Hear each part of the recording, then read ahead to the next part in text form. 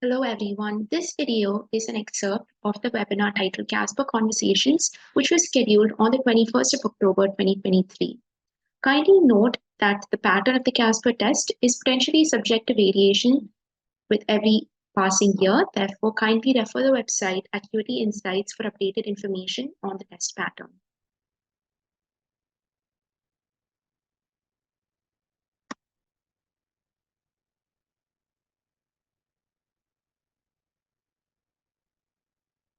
These are the areas that we will be covering during this video. We will be covering what the test entails, myths associated with the test, the different kinds of questions that you can come across, structuring your response to each question type, preparatory resources, scoring and interpretation, and a sample schedule that you can use to prepare for the exam. What is the CASPer test? The CASPer test is basically a situational judgment test that shows the admissions committee the person behind the numbers. It basically assesses your interpersonal skills and professionalism. So the duration of the test can range from 90 to 110 minutes. And the bonus is that the test can be taken at any location from the comfort of home. One of the drawbacks is that you can attempt the test only once every application cycle, and the validity is limited to one application cycle. This means if you are a reapplicant, you would have to take the test again. The number of attempts is not dependent on the number of schools that you are applying to, and as I mentioned, is only limited to one. Exam slots are determined by the Acuity Insights in accordance with each school's application cycle. This means you cannot take the test at your discretion at any point of time during a particular application cycle or calendar year, but rather you will be taking the test during one of the slots provided by Acuity Insights. Therefore, do keep in mind that your ability to take this test well before the application cycle opens is limited. This is a test pattern. You have two sections, namely the video response section, where you will be asked to narrate a response to the questions pertaining to each scenario, and a type response section where you are required to type the response to questions pertaining to each scenario. In the video response section, you have 6 questions on the whole, 2 of which are word-based. That is, you will be given a paragraph to read followed by questions that you're required to answer, and 4 video-based scenarios where you will watch a few recordings and answer questions pertaining to the same. There are 2 questions per scenario, and you are given 1 minute to respond to each question. In the typed response section, which usually follows a 5 to 10 minute break, there are 8 questions on the whole, 3 of which are word-based and 5 which are video-based scenarios. There are 3 questions per scenario, and you are given 5 minutes per scenario and not per question. Do note that there is no individual time breakdown for each question, but time breakdown is specific to each scenario. Therefore, you should be able to respond to 3 questions in 5 minutes.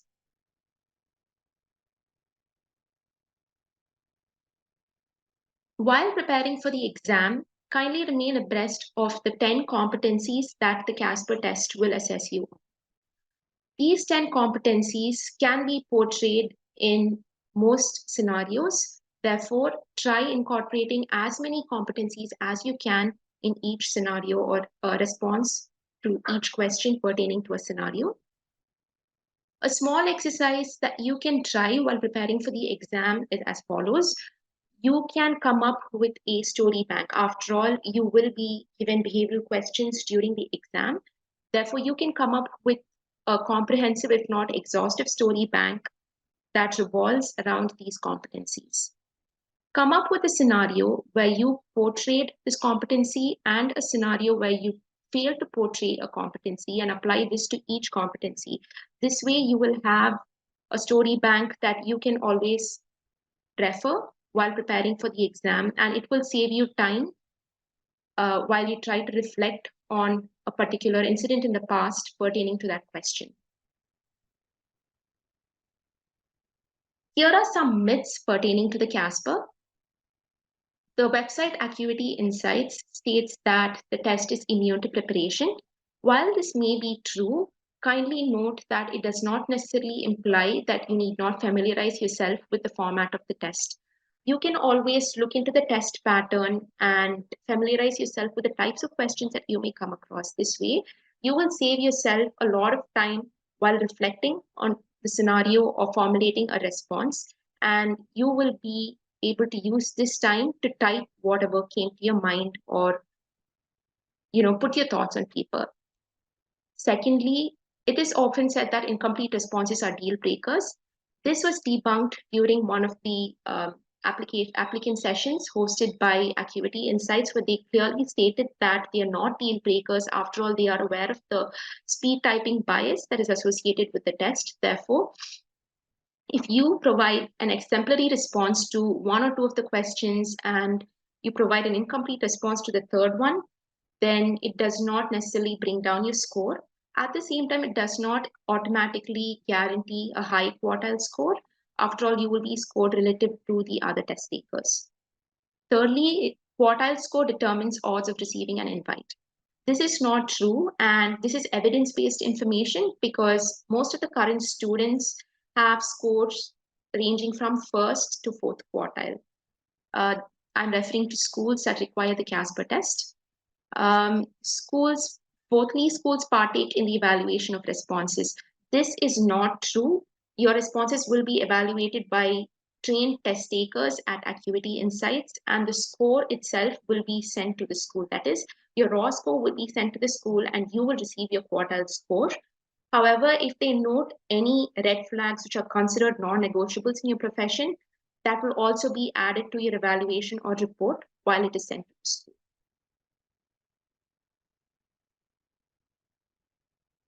So these are the different types of questions that you may come across during the CASPer test. There's scenario-based questions, behavioral questions, and policy reform questions. Policy reform questions might often be considered a subtype of scenario-based questions. However, the questions that pertain to such scenarios will be different and will require you to come up with a better solution than the current solution to a problem that the subject in the scenario is facing. Answer alchemy. From this point onwards, we will be discussing different tips and strategies to formulate your response to different question types. These are the types of scenario-based questions that you may come across. I would like to draw your attention to three of them: autonomy, scope of practice, and evidence-based practices. These three seem to be highly pertinent to the medical or dental field. Therefore, you're less likely to face questions pertaining to these three scenarios. However, they can be applied in other domains as well, so it is always better to remain prepared for the same. So this is the formula that you can use while responding to a scenario-based questions. Always keep in mind that you should not jump to a conclusion since you will not be given all the available information. Always give the benefit of doubt and respect the other party's privacy. And whenever you approach a potential wrongdoer, you should not confront them about it, but rather have a calm and composed discussion. That is all. Do not confront an individual before you know the actual situation and before you gather all possible information. So here is an acronym called the I3P. This is from a website called the Successful Match. Here I refers to the issue. First, you will be discussing the issue, the impact of the issue, followed by the information that you would gather. And based on the information, what are the potential approaches that you would take up in order to address this issue? So this is an easier way to respond to a scenario-based question. But if you want a much more detailed structure, then you can go ahead with this. You would identify the most pressing issue. You need not mention the type of scenario.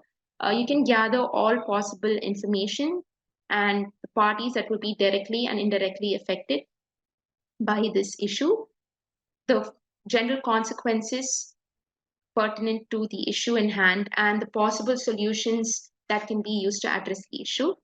Before you identify the best possible solution, you can always talk about your desired outcome and finally come up with a solution that benefits majority of the individuals involved.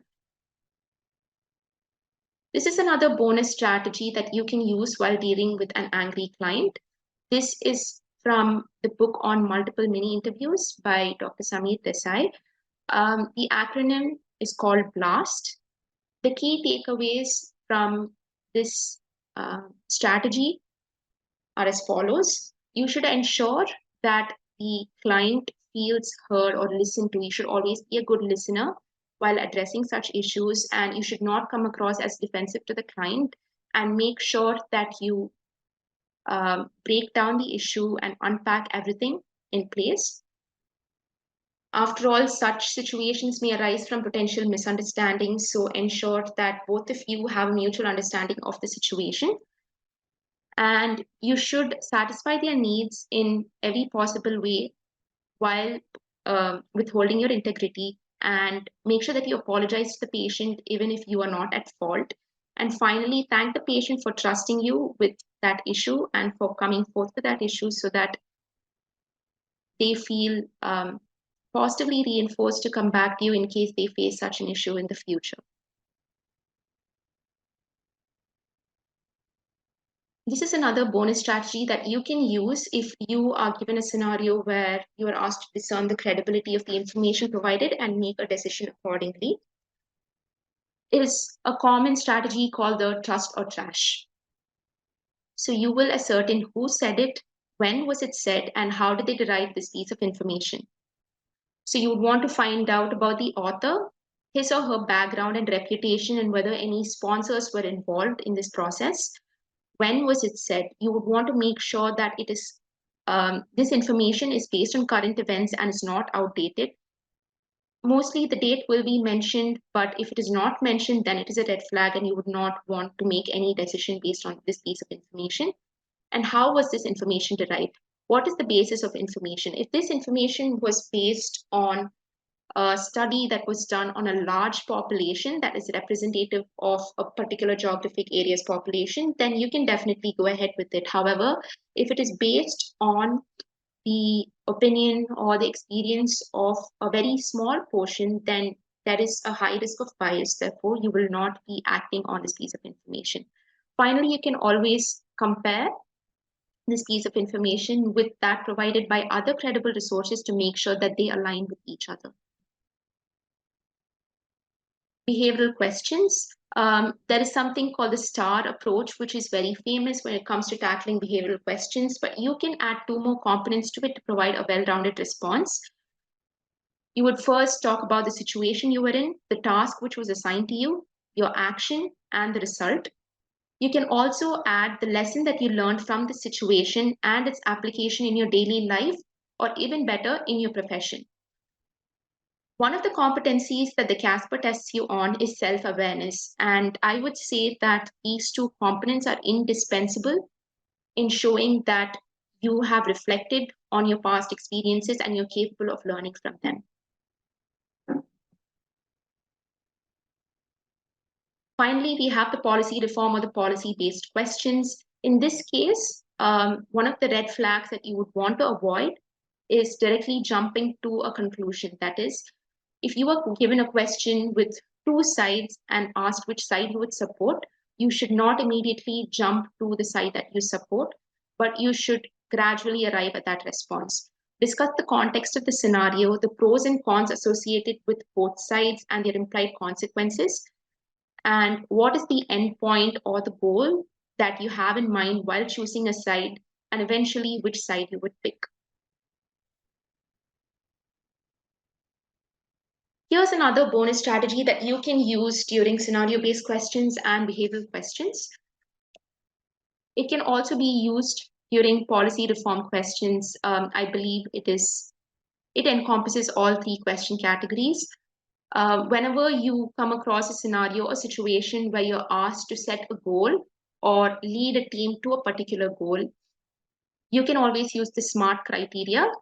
You should ensure that your goals are highly specific and the outcome is measurable. That is, you can always use metrics in order to measure the outcome. Always ensure that the goals are achievable. After all, if you set unrealistic goals, even with impeccable time management, you will be unable to accomplish them. Therefore, you should always make sure that the goals are realistic, and while delegating tasks to your team members, make sure that the tasks are relevant to their domain of expertise. And finally, ensure that your goals are time bound. That is, you would have to state when you will complete this task with respect to both date and time. Now that we have covered all the strategies that you can use while formulating your response, here's a comprehensive list of preparatory resources. On the left, you have primary resources. On the right, you have secondary resources. Primary resources include YouTube channels and certain websites that you can refer. BMO and Shemasian have great YouTube channels with sample questions and responses. Do keep in mind that these responses can sometimes be very intricate or detailed. Therefore, it may not be very realistic to quote those responses verbatim during your exam, since you're given a very short period of time. Given the time constraint, I would suggest using the tips that they provide to formulate your own response. The website called The Successful Match is run by a couple of physicians, and they target residency program applicants. However, they have an exhaustive list of behavioral questions that you can refer. The fourth one would be MedBoys, which is a YouTube channel run by Canadian medical students who scored in the fourth quartile. So there is no better way to prepare for the exam than referring their videos. They have been in your shoes, therefore you will be able to relate to what they're saying. Finally, there is an optional source called the CASPer Booster. It is not a deal breaker if you leave this out. I believe the first four resources are highly exhaustive. Coming to the secondary resources, you will be targeting your typing speed and taking practice tests to see where you stand. Typing speed is not necessarily a deal breaker if you have a low typing speed. It does compromise your ability to put forth all your thoughts on paper, but you can always try improving your speed over a period of 1 or 2 weeks. There is a website called thetypingtest.com. There are conventional typists and touch typists. In case of touch typists, they need not shift their focus between the keyboard and the monitor. They can continuously look at the monitor and type correctly without looking at the keyboard. So if you are a touch typist, you definitely have an upper hand. But if you are an individual who is interested in learning touch typing, you can refer typing.com. Mind you, it is a time-consuming process, so it is advisable to start well beforehand and not a week or two before the test. Moving on to practice tests, we have Astrof Consultants and Acuity Insights. Acuity Insights offers 4 free practice tests, of which one is representative of the current year's test pattern. And Astrof Consultants does market many practice test bundles, which are normally priced. And you can look into them if you feel you aren't well prepared after referring the practice test put forth by Acuity Insights.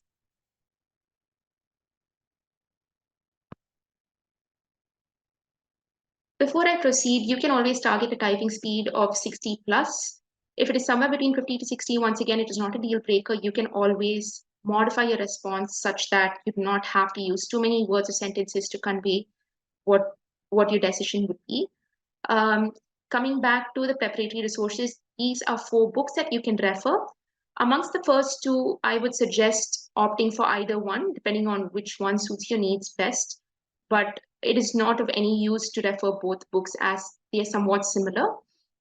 The third book, called Doing Right, is a book on medical ethics. You will not be given any questions pertinent to medical ethics. Therefore, you need not use this book as a primary resource, but it can help improve your reasoning skills. So you can read this book if you have time. Finally, this book on multiple mini interview has great strategies on conflict resolution and other scenarios that you may come across in your practice. This is more domain related, therefore the questions here are not representative of the questions that you will be given during the CASPer test. Coming to the scoring and interpretation, do note that the raw score will be sent to the school within 1 week post test day, whereas you will only be sent a quartile score 2 to 3 weeks after your test day.